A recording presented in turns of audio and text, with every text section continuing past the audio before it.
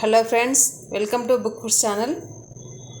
ఈరోజు మనము ముల్లంగి రాయితా ఎలా తయారు చేసుకోవాలో చూద్దాం. దీనికోసం ముందుగా ముల్లంగిని ఇలా తురుముకోవాలి.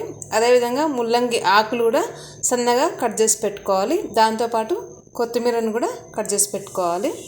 ఇప్పుడు మనము పెరుగు తీసుకొని దీంట్లో ముందుగా కొద్దిగా మెంతి జీలకర్ర పొడి, తర్వాత రుచికి సరిపడా ఉప్పు,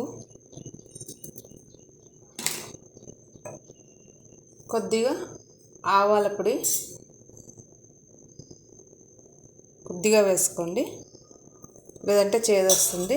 తర్వాత ఈ తురుముకున్న ముల్లంగి, అదేవిధంగా ముల్లంగి ఆకులు, కొత్తిమీర ఇవన్నీ వేసి కలుపుకోవాలి.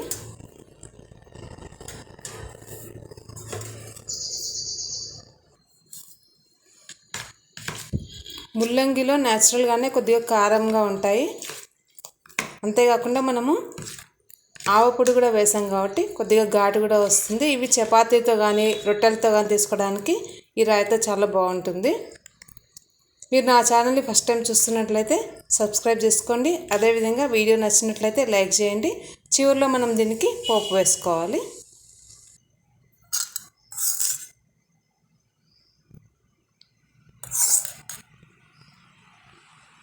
చూడండి, ఎంతో సింపుల్గా మనకి ఒక 2-3 మినిట్స్లోనే ముల్లంగి రాయితా రెడీ అయిపోయింది. Thank you for watching.